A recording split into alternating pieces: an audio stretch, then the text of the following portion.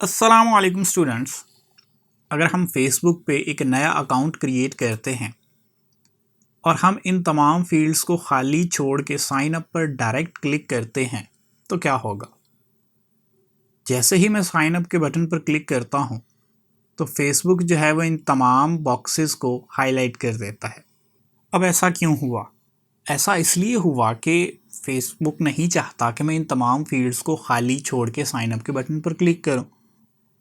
सो मैं चाहे जितनी मर्ज़ी कोशिश कर लूँ साइन अप के बटन पर क्लिक करने की, कुछ नहीं होगा जब तक कि मैं इन तमाम फील्ड्स के अंदर कुछ वैल्यूज़ को इंसर्ट नहीं कर देता। अब ये सिर्फ यही नहीं चेक करेगा कि ये वैल्यूज़ इंसर्ट की गई हैं, बल्कि कुछ वैल्यूज़ को ये वैलिडेट भी करेगा कि क्या वो वैल्यूज़ सही हैं या गलत हैं। सो फॉर एग्ज़ाम्पल, अगर मैं इसको दोबारा क्लिक करता हूँ और कुछ वैल्यूज़ यहाँ पर दे देता हूँ, मैं अपना नाम लिख देता हूँ। अब मैं यहाँ पर जो ईमेल एड्रेस है वो वैलिड नहीं लिखता।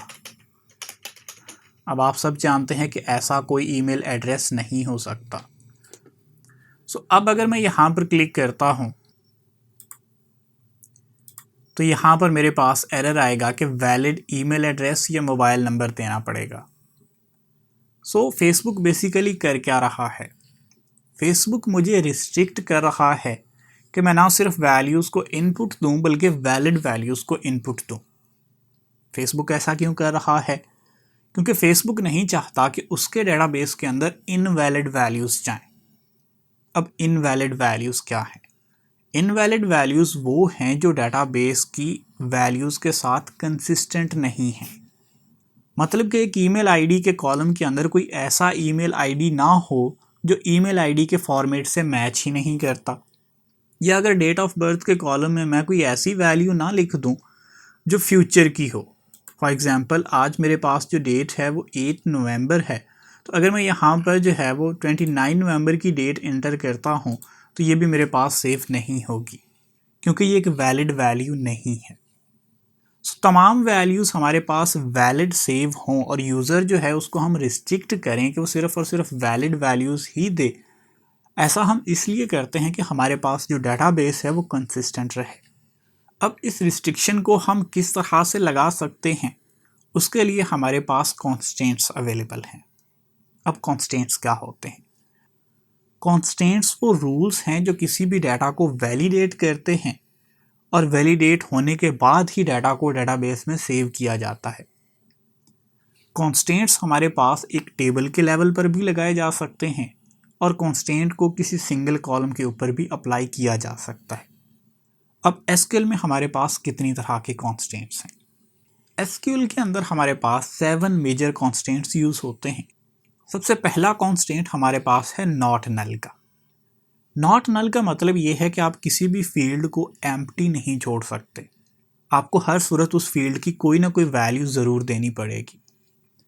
बिल्कुल वैसे ही जैसे फेसबुक का अकाउंट क्रिएट करते हुए अगर आप कोई भी फील्ड खाली छोड़ते हैं और साइन अप के बटन पर क्लिक करते हैं तो यहाँ पे नॉट नल का कॉन्स्टेंट आपको रोकता है कि आप इन फील्ड्स को खाली नहीं छोड़ सकते। आपको हर सूरत इनमें से हर फील्ड की कोई ना कोई वैल्यू ज़रूर एंटर करनी होगी। टेबल के अंदर कुछ कॉलम्स ऐसे होते हैं जिनकी वैल्यूज़ को हम खाली छोड़ सकते हैं, मगर कुछ कॉलम्स ऐसे होते हैं जिनकी वैल्यू हर सूरत हमें रिक्वायर्ड होती है। उन वैल्यूज़ के बगैर हम कभी भी डाटा को एक्सेप्ट नहीं करते।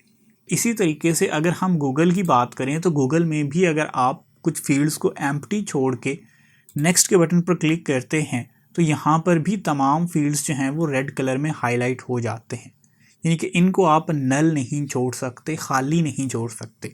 हर सूरत आप इनकी कोई ना कोई वैल्यू देंगे तभी आप आगे मूव कर सकते हैं। अब सवाल ये है कि हम ये नॉट नल का कॉन्स्टेंट कहाँ पे लगाएंगे? हम नॉट नल का कॉन्स्टेंट किसी टेबल को क्रिएट करते हुए लगा सकते हैं। इसको लगाने का मेथड बड़ा सिंपल है कि आप जिस कॉलम पे नॉट नल का कॉन्स्टेंट लगाना चाहते हैं, आप उस कॉलम का नेम, उसकी डाटा टाइप लिखने के बाद सिंपली नॉट नल का कीवर्ड लिख देंगे, तो जब टेबल क्रिएट होगा उस कॉलम के ऊपर नॉट नल का कॉन्स्टेंट अप्लाई हो जाएगा। अब आप उसमें कोई भी वैल्यू नल नहीं रख सकेंगे। उसके बाद हमारे पास जो नेक्स्ट कांस्टेंट है वो है यूनिक का। यूनिक का मतलब ये है कि इसकी हर अगली वैल्यू पिछली तमाम वैल्यूज से डिफरेंट होनी चाहिए। यूनिक के कॉलम के अंदर कोई भी दो वैल्यूज एक जैसी नहीं हो सकती। अगर आप कोई एक ऐसा कॉलम बनाते हैं जिसमें आप चाहते हैं कि कोई भी दो वैल्यूज एक जैसी ना हो, तो उस सिचुएशन के अंदर आप यूनिक का कांस्टेंट लगाएंगे। जैसे गूगल का अकाउंट क्रिएट करते हुए आप कोई भी ऐसा यूज़र नेम सिलेक्ट नहीं कर सकते जो पहले से किसी और ने सिलेक्ट कर लिया हो। हमेशा आपको एक यूनिक यूज़र नेम ही सिलेक्ट करना पड़ेगा। यूनिक का कांस्टेंट लगाने का मेथड भी सेम वही है जो नॉट नल का है। आप कॉलम का नेम और उसकी डाटा टाइप लिखने के बाद यूनिक का कीवर्ड लिखेंगे। अब जब ये टेबल क्रिएट हो जाएगा तो डेटाबेस इस कॉलम में सिर्फ और सिर्फ यूनिक वैल्यूज़ को ही एक्सेप्ट करेगा, जैसे गूगल के केस में हमारे पास हो रहा है।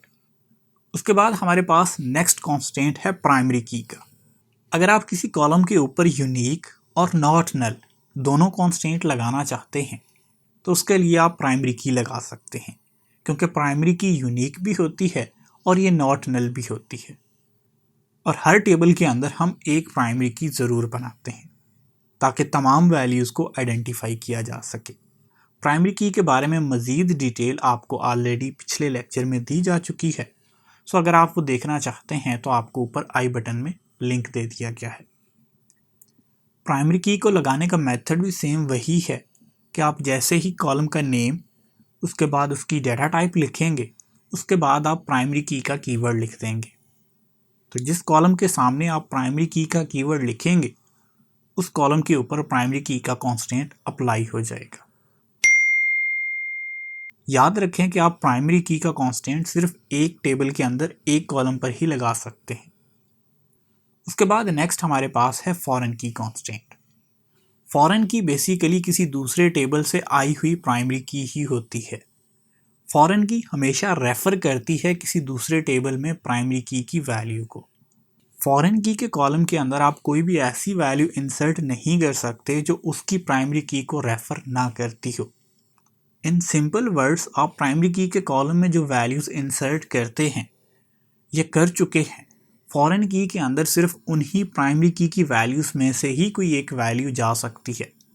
फॉरेन की कांस्टेंट को लगाने का मेथड ये है कि आप सबसे पहले कीवर्ड लिखेंगे कांस्टेंट, उसके बाद कांस्टेंट का नेम लिखेंगे, फिर आप फॉरेन की का कीवर्ड लिखेंगे, उसके बाद आप वो कॉलम लिखेंगे जो फॉरेन की बनाना चाहते हैं, फिर उसके बाद आप रेफरेंसेस का कीवर्ड लिखेंगे, उसके बाद उस टेबल का नाम लिखेंगे जिसमें ये प्राइमरी की के तौर पे काम कर रहा है, और फिर उसके बाद आप उस प्राइमरी की के टेबल में इसका क्या नाम है वो लिखेंगे। उसके बाद नेक्स्ट हमारे पास है चेक कांस्टेंट। चेक कांस्टेंट के अंदर आप कंडीशन लगा सकते हैं कि यूज़र कौन सी वैल्यू या कितनी बड़ी या कितनी छोटी वैल्यू को इनपुट कर सकता है। जैसे कि मैंने पहले एग्जांपल दी कि फेसबुक कभी अलाउ नहीं करेगा कि मैं कोई ऐसी वैल्यू इंसर्ट करूं डेट ऑफ बर्थ की जो अभी तक डेट आई ही नहीं है। तो इसके लिए फेसबुक ने पहले से ही एक प्रिकॉशन किया है कि फेसबुक ने मुझे ये अलाउ ही नहीं किया कि मैं डेट की वैल्यूज़ खुद से एंटर करूं, बल्कि उसने मुझे जो पॉसिबल डेज हो सकते थे वो उनकी एक लिस्ट बना के दे दी है कि मैं इस वैल्यू की या इस रेंज के अंदर से ही सिलेक्ट करूं, इससे बाहर से कोई इनवैलिड वैल्यू ना इनपुट कर दूं।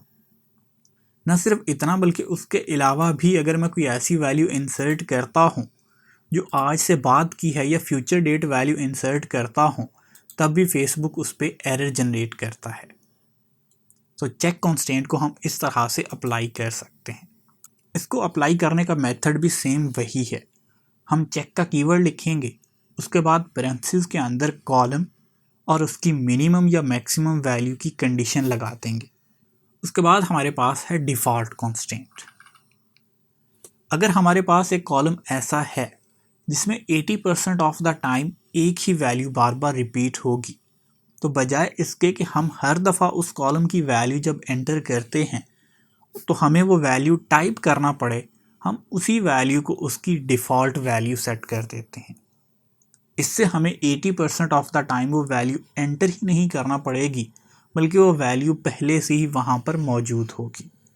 क्योंकि डिफ़ॉल्ट वैल्यू एक ऐसी वैल्यू होती है जो हर नए रिकॉर्ड के साथ अपने आप उस कॉलम के अंदर फिल हो जाती है। अगर आप चाहें तो आप उसको चेंज कर सकते हैं, और अगर नहीं करना चाहें तो भी आपकी अपनी चॉइस है। डिफ़ॉल्ट का मेथड भी सेम यही है कि पहले हमने जितने कॉन्स्टेंट्स बनाए हैं, सेम उसी तरह से आप जैसे ही डेटा टाइप लिखते हैं, उसके बाद आप डिफ़ॉल्ट का कीवर्ड लिखेंगे, उसके बाद एक स्पेस देंगे, और स्पेस के बाद आप सिंगल कोट के अंदर वो वैल्यू लिखेंगे जो आप डिफ़ॉल्ट वैल्यू सेट करना चाहते हैं। उसके बाद हमारे पास लास्ट कांस्टेंट है इंडेक्स कांस्टेंट। इंडेक्स का कांस्टेंट बेसिकली हम बनाते हैं फास्ट रिट्रीवल के लिए, कि डाटा जो है उसको क्विकली रिट्रीव किया जा सके, ये डाटा को क्विकली सॉर्ट किया जा सके। इसके लिए हम क्रिएट की कमांड यूज़ करेंगे, और क्रिएट की कमांड की मदद से हम एक इंडेक्स क्रिएट करेंगे। इसमें हम लिखेंगे क्रिएट इंडेक्स, उसके बाद इंडेक्स का नेम, उसके बाद ऑन का कीवर्ड होगा, फिर उसके बाद टेबल होगा जिस टेबल पे हम ये इंडेक्स क्रिएट करना चाहते हैं, फिर उसके बाद उस टेबल का वो कॉलम होगा कि हम किस कॉलम पे ये इंडेक्स लगाना चाहते हैं। इस तरह से हमारे पास इंडेक्स का कांस्टेंट भी बन जाएगा। सो होप सो कि यहाँ तक आपको तमाम कांस्टेंट्स की अंडरस्टैंडिंग हुई होगी, कांस्टेंट्स क्यों लगाते हैं और ये हमें कब, कहाँ और कैसे बेनिफिट दे सकते हैं, इसकी भी अंडरस्टैंडिंग हुई होगी। अगर फिर भी कोई क्वेश्चन है तो आप कमेंट्स में पूछ सकते हैं।